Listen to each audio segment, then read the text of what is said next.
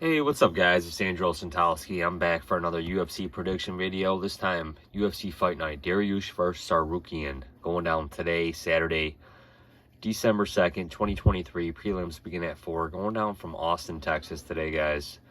So let's get to it. It's an actually stacked card. One of the best fight nights they've put on this year, I would say. So first up, Jamie Lynn Horth against Veronica Hardy. So formerly Veronica Macedo, married Dan Hardy. 28 years old. Got a big win back in March over Juliana Miller. She was a huge underdog too.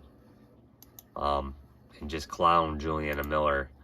So Hardy's definitely evolved her game. She's training hard. She's going up against a good Canadian prospect here in Jamie Lynn Horth. I was originally on Hardy in this fight, but I'm gonna switch my pick to Jamie Lynn Horth. I think she beat Haley Cowan at bantamweight, so this is her first fight at flyweight. I don't know. I'm going to side with Jamie Lynn Horth to pick up the win over Veronica Hardy, but let's see how Hardy looks. Wellington tournament against Jared Gooden. It's kind of hard to believe both these guys are still in the UFC. Wellington tournament, he's fighting at welterweight. Lost to Randy Brown. I guess props to him that he went the decision with the guy. I mean, the Wellington tournament is durable. He's going up against Jared Gooden. He fought in March, lost to Carlston Harris. No shame in that. The guy is pretty good at pulling upsets, and he's got awkward striking and good submissions. But I don't know, man. I mean, you know, Turman, he wants to get this to the ground. Gooden wants to keep it standing. Turman can fight on the feet, but I don't know. I'm going to side with Gooden here, man. But again, not a whole lot of confidence in this fight. Ihor Patera against Rudolph Bellato. Patera, he's got some knockouts on his record, man. He retired Shogun. Lost to Olberg, but Olberg's been finishing everybody. Absolutely gassed himself out against Nikolai Nurmagomedov. I'm going to side with this Rudolfo Bellato. He's from the Dana White Contender Series. Just fought in October. I'm going to side with him to pick up the win over Ihor. Joe Selecki against Jakar Klose. Kind of two guys that haven't fought a whole lot. Pretty evenly matched. I'm going to side with Klose, man. I just think he's slightly the better fighter, but again, not a lot of faith in that pick. Cody Brundage against Zach Reese. The UFC must be giving Brundage some favors here, man, because he looked god-awful while he won his last fight. But, man, that was a fight. That's terrible, because that was a fight that he had no business winning, man. You know, Malkoun was absolutely dominating this guy. And Brundage pretty much opted out of the fight. He should be on a 4-fight skid here, man. He shouldn't even be fighting in the UFC. He's doing this for paychecks at this point, man. Zach Reese, he's from the Contender Series. I'm going to side with Zach Reese to knock this boy out, man. So, Miesha Tate against Julia Avila. Again, man, both these women have their own issues in their own regards. I'm going to side with Julia Avila here, man. I don't know why Miesha Tate came back outside of her money. She's definitely not a contender. She's slow. Avila's been out for a long time with her pregnancy, I believe. I'm going to side with Avila here, man. But again, this is just, how do you trust either of these parties here in this fight? Pauliano Soriano against Dustin Stoltzfus. So we know Stoltzfus wants to get this to the ground. Soriano wants to keep this fight standing. You know, it's funny. You know, he lost to Kopylov in the stand-up war, beat Daucha, but lost to Maximov. You know, and Maximov's not even with the UFC anymore. Maximov should still be with the promotion, but he's not. I'm going to side with Soriano to beat Stoltzfus, man. I'm just not real high on Dustin Stoltzfus. He's kind of got an awkward style. Beat White Grant in the most boring fight. Abus put that boy out real quick. This guy hasn't fought in over a year. Wow. But yeah, I'm going to side with Soriano. Joaquim Silva against Guida. I just don't know how you trust this Silva dude. Lost to Armin. You know, he's got some decent wins.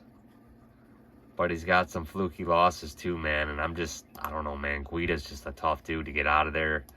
Even at his present age of 41 years old, Clay Guida is an absolute animal, man. And I'm going to side with Clay Guida to pick up the win. Sean Brady against Kelvin Gastelum. or Gastelum. Man, what a fight, dude. I mean, you kind of hate to see either of these guys lose because it's just so hard to move up in the ranks of 170. Kelvin Gastelum hasn't fought at 170 since probably 2014, 2015. It's freaking amazing, man. This guy made weight. He said he was going to make weight. He did. You know his cardio's got to be on point, man. I thought this guy's striking looked real good against Chris Curtis in his last fight. I mean, my God, dude. It was phenomenal, man. This KG, man, when he's on point, man, this boy's on point. Sean Brady, you know, he hasn't fought since he lost to Bellato in Abu Dhabi in October of 2022, I believe. This guy's been out for a while. I think he had some staph infections, but I mean, 170 is a shark tank, man. I want to see how his chin holds up because we know KG's got a Mexican chin, man. You know, this guy's got a chin. I mean, my God, dude. I can't say enough good things about KG. I really want to see what Sean Brady does with his career. Man, where this fight's gonna go, I don't know, man. I'm really on the fence about this because you know, is Sean Brady gonna look for takedowns here on KG or what? I'm really curious.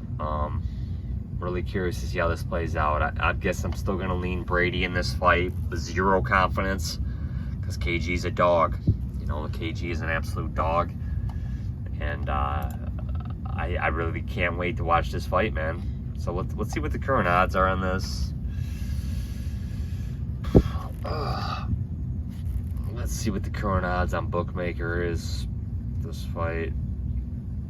We got minus 125, minus 105. So it's a pick 'em fight with a slight lean to Brady.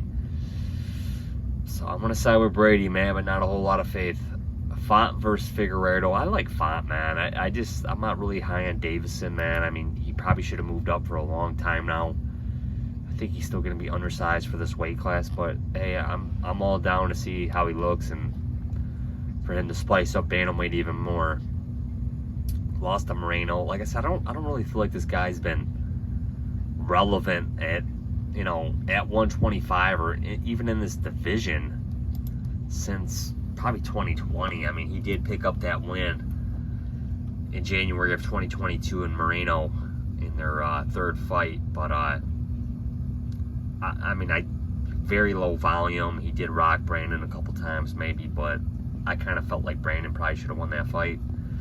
Even though I did have a bet on Figgy in that fight, but I mean, I think Font, man, is just, I don't know, man. We've seen that he you know, he's reached the upper tiers of the bantamweight division. You know, his peak came when, you know, he beat Cody Garbrandt in 2021, but then he lost to Aldo.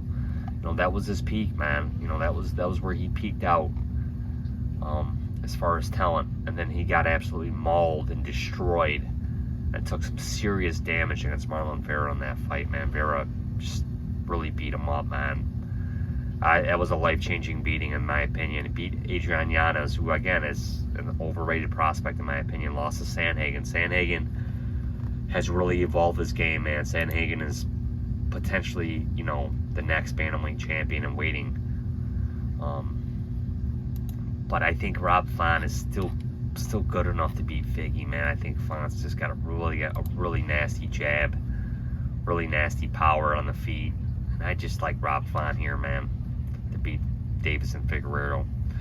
Jalen Turner against Bobby Green. Jalen Turner took this fight. Don't know if he needed the money. He's on a 2-fight skid. It's kind of weird because this guy had so much momentum going for him. Lost to Gamrot in a fight that Gamrot did not look good in.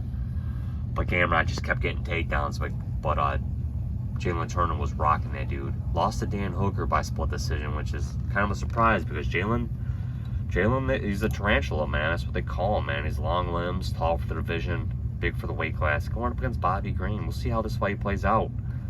Bobby's having a resurgence in his career, man. You know, he lost to Islam and Dober. Everybody kind of thought he was done. But we'll see how this fight plays out, man. I'm going to side with Bobby. But it wouldn't surprise me if Jalen catches him early and puts him out or gets a sub or something. But Bobby was training for a fight with Dan Hooker, so I'm going to side with Bobby. Beneil against Arman. Man, there's a lot of disrespect on Beneil. A lot of disrespect for Beneil Dariush to be a plus 235 underdog. That is insane, man. There's only one way to bet this fight, and it's to bet on Beneil. I do not currently have a play on Beneil, but man, that's the only way I could look. Beneil, he came up short against Chucky Olives to get the next shot at Islam Makhachev, but don't let that doubt you, man. Beneil's hungry. Who knows? He might retire if he loses this fight. I don't know. I don't know where he is financially, but again, he even said he is kind of scared how he will fare over 5 rounds, but I imagine he's been training for it. We know Arman can go 5. You know, maybe Beneil's winning this fight up until the 4th, 5th round. So it's going to be interesting, but I think in a close fight, like how most people think it's going to go, and how I think it's going to go, and I do think if there's one party winning the rounds dominantly, I think it will be Beneil. But I think in a close fight like this, I think the only way you could really lean is Beneil. It's the only way that makes sense, man. You're getting a lot of value on a money line underdog in a top 5 lightweight contender in Beneil Dariush. I think the only way you can lean in this fight is Beneil. I mean, you cannot bet Arman Tsarukyan at a minus 315 straight. I mean, that is insane, man. So I am going to pick Beneil for the upset here, man. So my picks, guys: Beneil Dariush, Bobby Green, Rob Font, Sean Brady, Clay Guida, Soriano, Julia Avila, Reese, Klose, Bellato, Gooden, and Horth.